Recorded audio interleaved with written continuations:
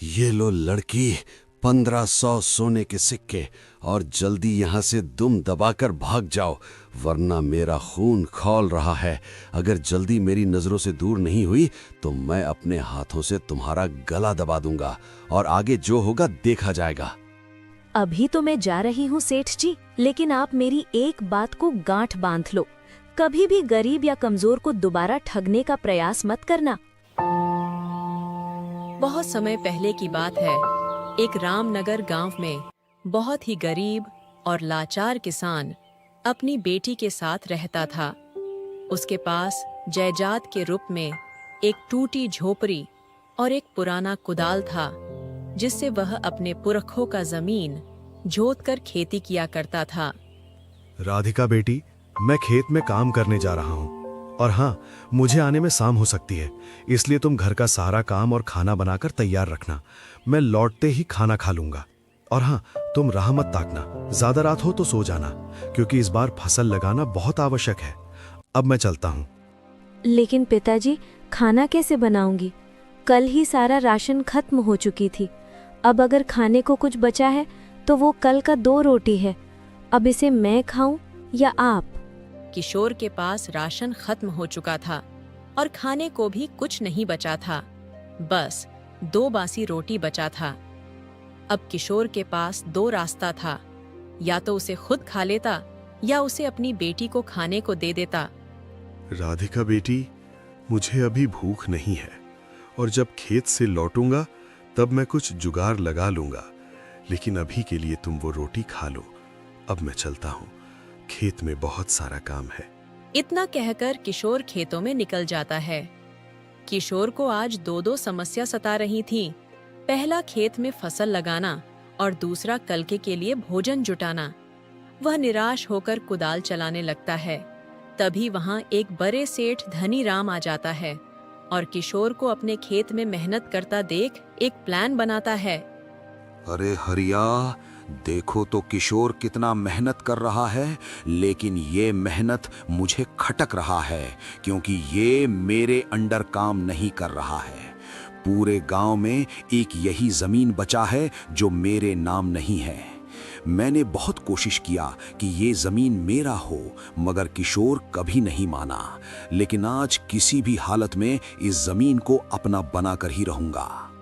लेकिन मालिक, मुझे जहां तक पता है, किशोर मर जाएगा लेकिन अपनी पुश्तैनी जमीन कभी नहीं देगा। उसके लिए आपको सब्र करना होगा, क्योंकि कभी न कभी उसे आपकी जरूरत जरूर पड़ेगी और उसी का फायदा उठाकर आप उसका जमीन हथिया लेना। फिर चाहे वो कितना भी प्रयास करे, मगर अपना जमीन आपके चंगुल से छुड़ा नहीं पाएगा। नहीं नहीं हरिया, अब मैं और सब्र नहीं कर सकता। वो अपना जमीन मुझे कैसे देगा, वो तो मुझ पर छोड़ दो। आज कैसे भी इसका जमीन हथिया कर ही रहूंगा, क्योंकि किसी भी इंसान का कोई ना कोई मजबूरी जरूर होता है, और मैं इसी मजबूरी का फायदा उठाऊंगा। अरे हरिया, देखो देखो किशोर कितना परेशान लग रहा है। चलो, अब हमारा काम बन गया, क्योंकि मेरे इतना बुद्धिमान कोई नहीं। अब तुम देखना कैसे उसे बेवकूफ बनाता हूं। धनीराम बहुत ही बेईमान और बुद्धिमान सेठ था। वह किशोर को मजबूर देख उसका जमीन हथियाने का प्लान बनाता है। अरे किशोर, आजकल तुम्हें देख रहा हूँ, बहुत उखरे उखरे से रह रहे हो। क्या बात है? घर में कोई समस्या है या पैसों का कोई बात है? देखो किशोर, तुम्हें कोई भी परेशानी हो, बेहिचक तुम मुझे बता सकते हो। आखिर मैं भी एक इंसान हूँ, और गरीब बेवस का मदद करना हमारा फर्ज है। इसलिए तुम मुझे बताओ, क्या बात है? किशोर जानता था कि सेठ उसे बहला रहा है, लेकिन बेचारा मजबूर था। उसे कैसे भी करके कल के लिए भोजन जुटाना था।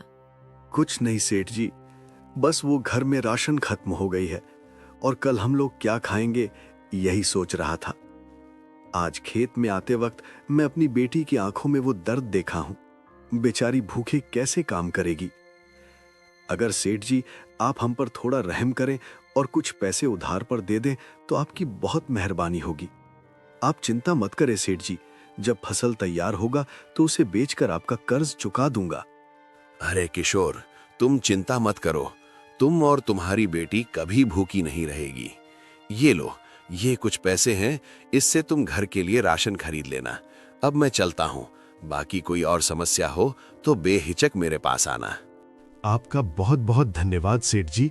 शायद आपको पता नहीं कि आपने मुझे एक नई जिंदगी दे दी है, नहीं तो हम लोग भूखे मर ही जाते। धनीराम का ये प्लान सफल हो गया था, लेकिन शायद किशोर को मालूम नहीं चला कि सेठ उसे नई जीवन नहीं बल्कि आखिरी सांस लेने का मौका दिया है। किशोर खेत का काम खत्म कर देता है और खुशी खुशी बाजार राशन लेने चला जाता है। इधर हरिया को समझ नहीं आ रहा था कि सेठ उसे फ्री में पैसे क्यों दे दिए। मालिक, मुझे एक बात समझ नहीं आ रहा है कि आपने किशोर को बिना कुछ मुनाफा के फ्री में पैसे क्यों दे दिए, बल्कि आपने मुझसे ये बोला कि उसका जमीन हथिया लूंगा, फिर उसने अपना जमीन तो आपको दिया ही नहीं। मुझे कुछ समझ नहीं आ रहा है मालिक, कृपया बताइए ना, आपके मन में क्या प्लान चल रहा है? अरे रे हरिया, ऐसे ही मैं तुमको बेवकूफ नहीं कहता, सच में तुम बेवकूफ ही हो। अगर मैं किशोर से अभी जमीन लेने की बात करता तो वो भूखा रहना पसंद करता, मगर मुझे अपनी जमीन कभी नहीं देता, इसलिए मैंने नहले पे दहला मारा। अब जिस दिन उसका फसल तैयार होगा तो मेरा कर्ज चुकाने के लिए वो अपना अनाज जरूर बेचेगा, और तब मैं एक प्लान बनाऊंगा और किशोर को मजबूर कर दूंगा कि उसे अपना जमीन मुझे देना ही पड़ेगा। अब तो इंतजार उस दिन का है जिस दिन उसका फसल तैयार होगा। वाह मालिक वाह, क्या आपका दिमाग है। मुझे तो लगा कि आप कुछ और ही प्लान बनाओगे, लेकिन नहीं, आप तो सीधा नहले पे दहला मारा। मुझे यकीन है मालिक कि आपकी बुद्धि के आगे उस किशोर को झुकना ही पड़ेगा। धनीराम एक नंबर का जालिम सेठ था। वो गरीब मजबूर का फायदा उठाता था और उसका जमीन कब्जा करता था। बेचारा किशोर भी अपने हालात पर मजबूर होकर सेठ की जाल में फंस जाता है। किशोर को आज 2 वक्त की रोटी तो नसीब हो गई थी, लेकिन उसे कहाँ पता कि अभी बुरा वक्त आना बाकी है। ऐसे ही समय बीत जाता है और कुछ ही महीने में किशोर का फसल तैयार हो जाता है। सेठ को सब पता चलता है कि किशोर का फसल तैयार हो चुका है और वो अब उसे बेचने वाला है, तो दोनों लोग किशोर के खेत में पहुंच जाते हैं। अरे किशोर, सुना है तुम्हारा फसल काफी अच्छा हुआ है और अनाज देखने से लग रहा है कि पूरे गांव में सबसे अच्छा फसल तुम्हारा ही हुआ है। क्यों किशोर, तुम्हारा तो भाग्य ही चमक गया। हाँ सेठ जी, पूरे गांव में सबसे अच्छा फसल हमारा ही हुआ है। अब देखना सेठ जी, इससे हमारे घर का हालात काफी सुधर जाएगा और मैं इसको बेचकर आपका कर्ज भी चुकता कर दूंगा। हे भगवान, आप ऐसे ही मुझ पर अपना कृपा बनाए रखना और मैं दिल से मेहनत करता रहूंगा। अरे किशोर, तुम इस अनाज को बाजार में ले जाने का कष्ट क्यों करोगे? इसको मुझसे ही बेच दो, इससे मैं अपना दिया हुआ पैसा वापस भी ले लूंगा और तुम्हें इसे बाजार भी नहीं ले जाना पड़ेगा। बोलो, क्या दाम लोगे? सेठ अपना चाल चल रहा था, लेकिन किशोर को कुछ पता नहीं चल रहा था और वो अपने मन में सोचता है, सेठ जी ठीक ही कह रहे हैं, अगर मुझे इसे बेचना है तो बाजार ले जाना होगा। इससे अच्छा सेठ जी को ही बेच देता हूँ, उनका कर्ज भी चुकता हो जाएगा और कोई बात भी नहीं बिगड़ेगी। ठीक है सेठ जी, आप ये अनाज खरीद लो, लेकिन सेठ जी इसका दाम आपको पूरे 8,000 रुपए देना होगा और आपका कर्ज भी खत्म हो जाएगा, क्योंकि सेठ जी अभी राशन का दाम बढ़ गया है। वाह किशोर वाह, क्या दिमाग लगाए हो। इतना महंगा अनाज तो नहीं है, लेकिन कोई बात नहीं, इसको मैं एक ही शर्त पर खरीदूंगा कि ये अनाज अभी जिस हालत में है उसी हालत में देना होगा। और हाँ, इसके बदले 8,000 रुपए तो क्या, मैं पूरे 10,000 रुपए देने के लिए तैयार हूँ, बस तुम हाँ कहो। ये सेठ का एक सोचा समझा जाल था जो किशोर को फंसने पर मजबूर कर रहा था। किशोर जान रहा था कि सेठ जालिम है, लेकिन फिर उसे वो दिन याद आता है जिस दिन सेठ ने किशोर का मदद किया था। किशोर सोचता है कि सेठ जी बुरा इंसान नहीं है, उसके साथ कोई गलत व्यवहार नहीं करेंगे, और वह बेचारा अनजाने में गलत फैसला ले लेता है। ठीक है सेठ जी, मुझे आपका ये शर्त मंजूर है। ये अनाज जिस हालत में है उसी हालत में आप इसे खरीद लीजिए। अब आप मेरा पैसा दे दीजिए ताकि उस पैसे से अपने घर के लिए दाल मसाला खरीद सकूं। अरे हाँ किशोर, जरूर, ये लो तुम अपने पैसे। और अब से ये अनाज तो मेरा हुआ ही, साथ में जमीन भी मेरा हुआ, क्योंकि तुमने अनजाने में ये फैसला लिया कि जिस हालत में ये अनाज है उसी हालत में मुझे बेचा। इसलिए अनाज के साथ वो जमीन भी मेरा हुआ जिस पर ये अनाज है। वाह किशोर, कब से सब्र कर रहा था कि कब तुम मुझ पर भरोसा करो और उस भरोसे का मैं विश्वासघात करूं। देख लिया हरिया मेरा प्लान। मैंने तुमसे कहा था कि वो पैसा फ्री में किशोर को नहीं दिया, उसका विश्वास जीतने के लिए दिया, ताकि एक दिन उसका जमीन हथिया सकूं। वाह सेठ जी वाह, आप एक गरीब का फैयादा उठाए हैं। मेरे मन में आपके खिलाफ इज्जत पनप रही थी, लेकिन वो एक कहावत है ना कि कुत्ते की पूंछ कभी सीधी नहीं होती, चाहे उसमें कितना भी घी लगा दो। और आपने भी वही किया। जब बल से नहीं हुआ तो छल से किया। लेकिन कोई बात नहीं, एक गरीब का हक जो मारता है वो कभी सुखी नहीं रहता है। आपको अपने बुद्धि पर बहुत घमंड है ना, तो आज आप मेरी बात कान खोल कर सुन लो। एक दिन आपका ये घमंड चूर चूर हो जाएगा। ये एक गरीब का बद्दुआ है। किशोर बेचारा आज टूट जाता है, क्योंकि उसका पुश्तैनी जमीन उसके हाथ से चला जाता है। बेचारा रोते हुए घर चला जाता है। जब उसकी बेटी उसे उदास देखती है तो भारी मन से पूछती है, क्या हुआ पिताजी? आप तो सुबह खुशी खुशी घर से निकले और बोले कि बेटी हमारा फसल पूरे गांव में सबसे अच्छा हुआ है, और आप खुश होने के बजाय उदास हैं। साफ साफ बताइए पिताजी, क्या हुआ? किशोर अपनी बेटी को सारी बात बता देता है कि कैसे सेठ उसे धोखा देकर फसल के साथ खेत भी कब्जा कर लिया। राधिका जब सेठ की हरकत सुनती है तो उसे सेठ पर काफी गुस्सा आता है। आप चिंता मत करो पिताजी, अभी आपकी बेटी जिंदा है और उसके होते आपको कोई बेवकूफ नहीं बना सकता। चलो अभी सरपंच के पास, और सारा फैसला वहीं होगा। राधिका एक सरपंच बैठाती है और पंच के सामने अपने पिता के साथ जो हुआ सारी बात बताती है। लेकिन सरपंच सेठ का मित्र होता है, इसलिए वह अपने मित्र का ही साथ देता है। सुनो किशोर, सारी बात सुनने के बाद मुझे ये लगता है कि सारी गलती तुम्हारी ही है, क्योंकि सेठ ने तुमसे शर्त रखा कि जिस हालात में अनाज है उसी हालात में खरीदेगा, चाहे उसे 8,000 की जगह 10,000 क्यों ना देना पड़े। और तुमने चंद 2 पैसों के लिए उसका शर्त मान लिया और पैसा लेकर सौदा पूरा किया। इसलिए सारे पक्ष के लोग सेठ को सही और तुम्हें गलत ठहराते हैं। उस अनाज के साथ जमीन भी सेठ का होता है, इसलिए तुम हार चुके हो। सरपंच अपना फैसला अपने मित्र के पक्ष में ही सुनाया। राधिका भी अब कुछ नहीं कर सकती थी। दोनों लोग निराश हताश घर लौट आते हैं। आप चिंता मत कीजिए पिताजी, जो सेठ ने हमारे साथ किया है उसका सजा भगवान देंगे। आपका इसमें कोई गलती नहीं। अब आप अपने दिमाग पर जोर मत दीजिए, भगवान सब भला करेंगे। राधिका अपने पिता को दिलासा देती है कि वह गलत नहीं बल्कि सेठ गलत था, लेकिन किशोर खुद को ही कोस रहा था। सुबह हो जाती है और राधिका जब अपने पिता के पास उसे उठाने जाती है तो किशोर उठने की बजाय इस दुनिया से ही उठ जाता है। किशोर को अपनी जमीन खो देने का गम उसे हार्ट अटैक ला देती है और बेचारा अपनी बेटी को छोड़कर चला जाता है। पिताजी, आप मुझे छोड़कर नहीं जा सकते। आपके सिवा मेरा इस दुनिया में कोई नहीं। हे भगवान, ये आपने क्या किया? मेरे पिताजी को लौटाओ भगवान, वरना मैं भी जीवित नहीं रहूंगी। मेरा इस दुनिया में कोई नहीं। अब मैं उस कमीने सेठ को नहीं छोड़ूंगी। उसके वजह से ही मेरे पिताजी को हार्ट अटैक आया है। अब उल्टा गिनती गिन लो सेठ, बहुत हुआ तुम्हारा नाटक। अब तुम्हें एक पढ़ी लिखी लड़की से पाला पड़ेगा। राधिका कसम खाती है कि सेठ को बर्बाद करके ही छोड़ेगी। कुछ ही महीने बाद राधिका अपने पिता के बचे पैसों से एक ट्रैक्टर भाड़े पर लाती है और 10 बोरी अनाज भी। फिर उसे बाजार में बेचने निकल जाती है, लेकिन राधिका का टारगेट ही सेठ था, इसलिए वहां कोई ग्राहक राशन खरीदने आता तो राधिका उसे मना कर देती। कुछ ही देर में वहां सेठ पहुंच जाता है।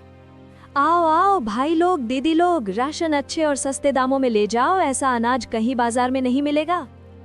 अरे वाह, ये लड़की तो सस्ते दामों में ही अनाज बेच रही है। क्यों ना इसे भी अपने बुद्धि से ठगा जाए। सेठ राधिका को भी ठगने का सोचता है, लेकिन उसे कहाँ पता कि उसका पाला एक तेज लड़की से होने वाला है। अरे सुनो लड़की, मैं ये तुम्हारा अनाज खरीदना चाहता हूँ, भले इसका कोई भी दाम देना पड़े।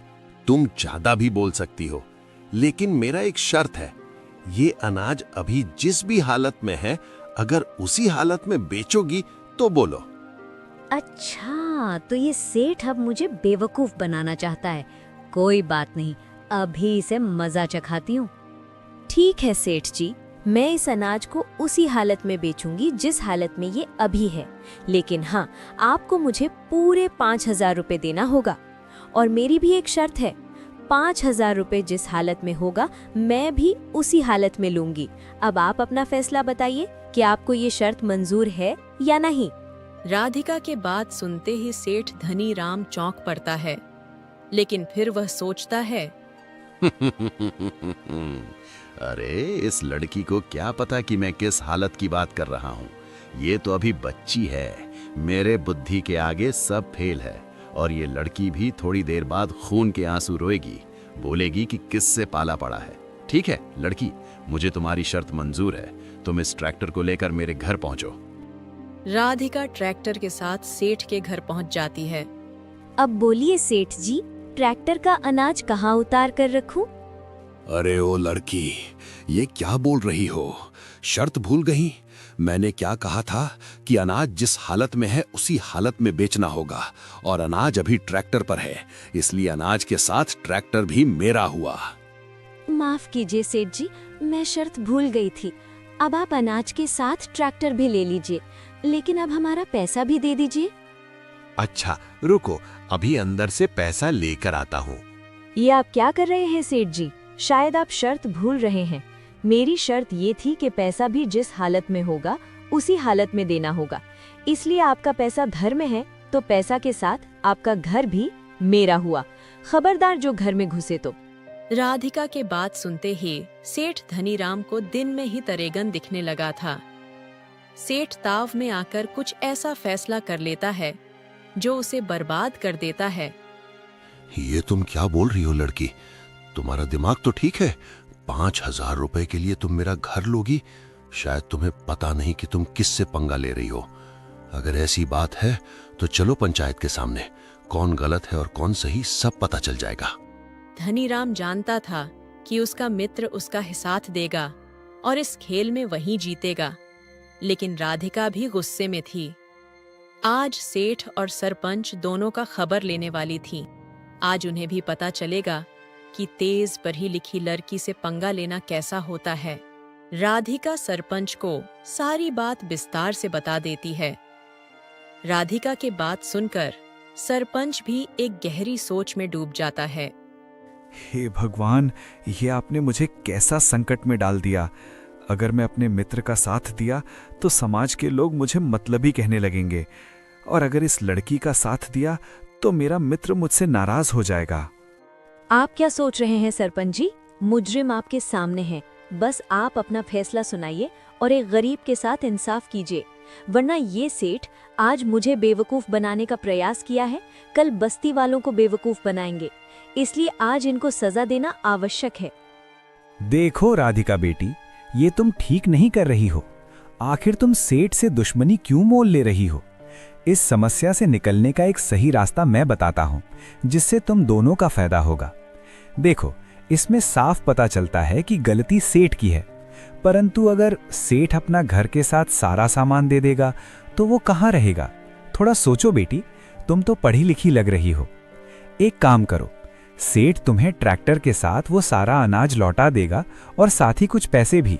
बस तुम इसे बख्श दो, और सेठ आज पूरे गांव वालों के सामने ये वादा करेगा कि आज जो तुम्हारे साथ किया है वो कभी और किसी के साथ नहीं करेगा। ठीक है सरपंच साहब, अगर आप यही चाहते हैं तो मुझे मंजूर है, लेकिन मेरी बात का एक जवाब दीजिए। क्या सेठ मेरी पुश्तैनी जमीन और मरे हुए पिताजी को लौटा सकता है? अगर मेरे पिताजी वापस आ सकते हैं तो मुझे ये फैसला मंजूर है। बोलो सेठ, क्या तुम मेरे पिताजी को वापस ला सकते हो? अगर सरपंच साहब इसने उस दिन मेरे पिता को बेवकूफ बनाकर जमीन ना हथियाया होता तो आज मेरे पिताजी मेरे साथ होते। इसलिए सरपंच साहब, मेरा फैसला कभी बदल नहीं सकता, इसलिए आप सच का साथ दें, नहीं तो मैं पुलिस से मदद लूंगी। और आप समझ लो, जब पुलिस के पास गई तो आपका सरपंच गिरी भी खतरे में पड़ जाएगी। अब बोलिए सरपंच साहब, क्या सेठ को सजा मिलेगी या नहीं? राधिका सबकी बोलती बंद कर दी थी। सेठ बेचारा मायूस हो जाता है, जमीन घर सब खतरे में पड़ जाता है। बेचारा मरता क्या ना करता। राधिका, तुम मुझे माफ कर दो। अगर तुम मेरा घर ही ले लोगी तो मैं कहाँ रहूंगा? सारा रुपया पैसा उसी घर में है। तुम एक काम करो, मुझ पर रहम करो और 200 सोने के सिक्के और तुम अपना जमीन ट्रैक्टर ले जाओ, लेकिन पुलिस के पास मत जाओ। अब आए ना ऊंट पहाड़ के नीचे। क्यों सेठ, सारी अकड़ निकल गई या अभी और बाकी है? अगर तुम बचना चाहते हो तो 200 सोने के सिक्के नहीं बल्कि पूरे 500 सोने के सिक्के देना होगा, तब जाकर तुम इस समस्या से बाहर निकलोगे, वरना छोड़ूंगी नहीं। राधिका 500 सोने के सिक्के का डिमांड करती है। मरता क्या ना करता। सेठ को कैसे भी करके इस समस्या से बाहर निकलना था, इसीलिए वो मजबूरन 500 सोने के सिक्के दे देता है। राधिका सिक्के लेकर घर जा ही रही थी, तभी सेठ बोल पड़ता है। सुनो लड़की, आज तो तुम जीत गई, मगर ये मत समझना कि तुम मुझसे चालाक हो। इस गांव में कोई ऐसा नहीं जो मुझसे बुद्धि के मामले में मुकाबला कर सके। ये बकवास बंद कीजिए सेठ जी, अभी अभी आपको धूल चटाई हूँ और फिर आप पंगा ले रहे हैं। इसके बाद साफ पता चलता है कि मैं आपसे ज्यादा चालाक हूँ। अगर यकीन ना हो तो फिर से आजमा कर देख लो। अच्छा ठीक है लड़की, अगर तुम्हें इतना ही घमंड है तो लगी एक शर्त। हम दोनों एक एक किस्सा सुनाएंगे। अगर जिसका किस्सा झूठा और बेहतरीन होगा वो इस मुकाबले में जीत जाएगा। और एक बात, यहाँ जितने भी लोग मौजूद हैं, अगर जिनको भी किस्सा सच लगा वो हार जाएगा।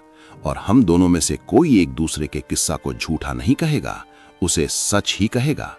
और हाँ, इस मुकाबले में अगर तुम जीती तो मैं तुम्हें पूरे 1500 सोने के सिक्के दूंगा, और अगर मैं जीता तो तुम्हें बदले में ये 500 सोने के सिक्के और जमीन देना होगा। बोलो, क्या ये शर्त तुम्हें मंजूर है? ठीक है सेठ जी, मैं इस शर्त को स्वीकार करती हूँ। मुझे यकीन है कि इस मुकाबले में मैं ही जीतूंगी। राधिका सेठ का चैलेंज स्वीकार कर लेती है और सेठ सरपंच को इशारा देता है कि उसका हिसाथ दे। सरपंच इशारे में हाँ कहता है और सेठ अपना किस्सा का शुरुआत कर देता है। एक दिन मेरी पत्नी बाजार से राशन खरीद कर लाई और जब उसे बनाने के लिए बिन रही थी तभी उसमें से 2 मक्के का दाना निकला। मेरी पत्नी उसे आंगन में फेंक दी। तभी 2 हफ्ते बाद उस दाने से अंकुर फूट पड़ा और बड़े पेड़ का रूप ले लिया और धीरे धीरे मक्के का एक घना बगीचा बन गया।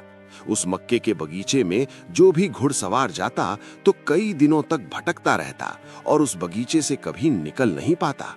एक दिन ऐसा हुआ कि उस बगीचे में मेरा 10 बकरी खो गया। काफी दिनों तक ढूंढा लेकिन एक भी बकरी नहीं मिला। धीरे धीरे समय बीता और एक दिन फसल काटने का समय आया। मेरे सारे नौकर फसल को काट दिया लेकिन फिर भी एक भी बकरी नहीं मिला। फिर मैंने तो मिलने का आशा ही छोड़ दिया। फिर मैं उस मक्के का आटा पिसवाया और अपनी पत्नी से रोटी बनाने को बोला। मेरी पत्नी कुछ ही देर में मक्के का रोटी और सरसों का साग मेरे आगे परोसी। मैं यही सोच रहा था कि मेरी बकरी आखिर कहाँ खो गई और मुश्किल से 2 कौर ही खाया होगा और मेरे पेट में बकरी की आवाजें गूंजने लगी। इससे पहले कि मैं अपनी पत्नी को कुछ बताता, एक एक करके मेरे मुंह से सारी बकरियां निकलने लगी। ये देखकर मेरी पत्नी और मैं पूरा घबरा गए। बस सरपंच जी, यही मेरा किस्सा था। अब आप सब बताएं, ये किस्सा आप सभी को कैसा लगा? सेठ की कहानी सुनकर तुरंत सरपंच बोल पड़ता है। अरे ये क्या सेठ, ये कहानी मुझे बिल्कुल झूठा लग रहा है। ऐसी झूठी कहानी मुझे नहीं सुननी। तुम्हारे बातों पे जरा सा भी मुझे विश्वास नहीं है। क्यों गांव वालों? हाँ हाँ सरपंच जी, ये कहानी बिल्कुल झूठी है। ऐसी कहानी ना तो हम कभी सुने हैं और ना ही कभी देखे हैं। ये कहानी सरासर झूठा है, ऐसा कभी नहीं हो सकता। वाह वाह वाह, अब तो मेरा काम बन गया। जैसा शर्त था कि लोग कहानी को झूठा कहें, सो तो कह दिए। अब इस लड़की को मेरी कहानी सच बतानी होगी, तभी जीत पाएगी। सेठ बड़ी चतुराई से एक झूठा किस्सा लोगों को सुनाया। अगर राधिका को इस मुकाबले में जीतना है तो सेठ की कहानी उसे सच बतानी होगी, वरना बेचारी 500 सोने के सिक्के और जो जमीन वापस मिली है वह भी हार जाएगी। राधिका सोच में पड़ गई थी, लेकिन तभी उसके मन में एक ख्याल आता है। वाह सेठ जी वाह, क्या कहानी है। लोगों को भले ही ये कहानी झूठा लग रहा हो, लेकिन वास्तव में मुझे 16 आने सच लग रही है। और इतना ही नहीं सेठ जी, आप जैसे चतुर सेठ के साथ तो इससे भी मजेदार घटना घट सकती है। वाह लड़की वाह, तब तो मैं जीत गया। देख लिया सरपंच, अब तो तुम्हें मुझ पर यकीन हो ही गया होगा कि मुझसे तेज और चतुर इंसान इस गांव में कोई नहीं। चलो लड़की, अब तुम मेरा पैसा वापस करो और अपने घुटने मेरे सामने टेक कर ये बोलो कि तुम मुझसे हार गई और आज के बाद कभी मुझसे पंगा नहीं लोगी। ये क्या सेठ जी, आप तो बिना बारिश के बरस रहे हैं। मैंने कब कहा कि आप जीत गए? अभी आप लोगों ने मेरा किस्सा तो सुना ही नहीं। पहले किस्सा सुन ले, फिर फैसला करना कौन जीता और कौन हारा। राधिका के बातों में सभी पंच के लोग हामी भरते हैं और राधिका को अपना किस्सा सुनाने को कहते हैं। राधिका अपने मन को शांत करती है और अपना किस्सा आरंभ करती है।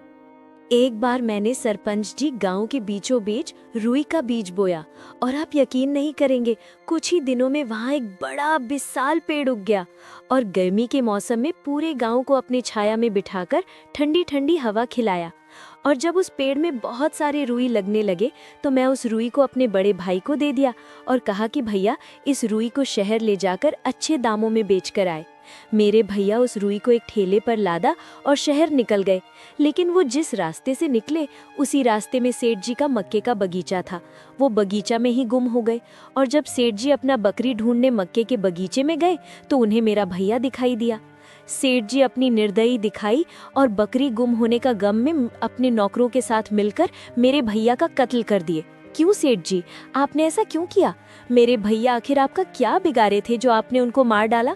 सरपंच जी, इन्होंने ही मेरे भैया को मारा है। आप इनसे पूछिए कि मैं सच बोल रही हूँ या झूठ। बस राधिका के इतना कहते ही सबके होश उड़ जाते हैं। अगर सेठ हाँ कहा तो खून के इल्जाम में फंस जाएगा और अगर झूठ कहा तो राधिका इस मुकाबला में जीत जाएगी। सेठ के सामने अंधेरा छा गया। अब वो करे तो क्या करे, आगे खाही तो पीछे गड्ढा। क्या हुआ सेठ जी, किस सोच में पड़ गए? यहाँ सभी लोग मौजूद हैं, इन्हें सच्चाई सुननी है। साफ साफ बताइए, क्या मैं झूठ कह रही हूँ या सच? सेठ धनीराम, तुम अपने ही जाल में फंस गए हो। अब तुम्हारे पास कोई चारा नहीं है। अपनी गलती स्वीकार कर लो और राधिका से माफी मांग लो। उसकी बुद्धि के आगे तुम कुछ भी नहीं हो। हे भगवान, ये आपने मुझे कहां फंसा दिया। ये लड़की एक नंबर की झूठी है, 100% झूठ बोलती है। मैंने कभी इसके भाई का कत्ल नहीं किया, ये बिल्कुल झूठ बोल रही है। ये क्या सेठ जी, आप इतनी जल्दी हार मान गए? अब तो आपको पता चल ही गया होगा कि बुद्धि के मामले में आप मुझसे कमजोर हैं और शर्त के अनुसार झूठ बोलना हारा हुआ माना जाएगा। इसलिए आपने मेरी कहानी को झूठा बोला, इसलिए मैं जीत गई। अब आप अपने वादे के अनुसार 1500 सोने के सिक्के मुझे देने का कष्ट करें। सेठ मजबूरन राधिका को 1500 सोने का सिक्का दे देता है। ये लो लड़की, 1500 सोने के सिक्के, और जल्दी यहाँ से दुम दबाकर भाग जाओ, वरना मेरा खून खौल रहा है। अगर जल्दी मेरी नजरों से दूर नहीं हुई तो मैं अपने हाथों से तुम्हारा गला दबा दूंगा और आगे जो होगा देखा जाएगा। अभी तो मैं जा रही हूँ सेठ जी, लेकिन आप मेरी एक बात को गांठ बांध लो, कभी भी गरीब या कमजोर को दोबारा ठगने का प्रयास मत करना। और एक बात, कभी भी किसी को बच्चा समझकर अक्ल के मामले में कोई शर्त मत लगा लेना, वरना वो दिन आपके जीवन का आखिरी दिन होगा। राधिका सेठ को मुंहतोड़ जवाब देकर सीधा अपने घर चली जाती है। पूरे पंच के लोग सेठ का उतरा चेहरा देखकर बहुत खुश होते हैं। तो दोस्तों, देखा आपने कैसे एक घमंडी और बेईमान सेठ को राधिका करारा जवाब दी और पूरे पंच के सामने मुंह काला की। तो दोस्तों, अगर आपके साथ भी ऐसा हो तो राधिका के जैसे डटकर खड़ा रहे, मुश्किलों से भागे मत। धन्यवाद।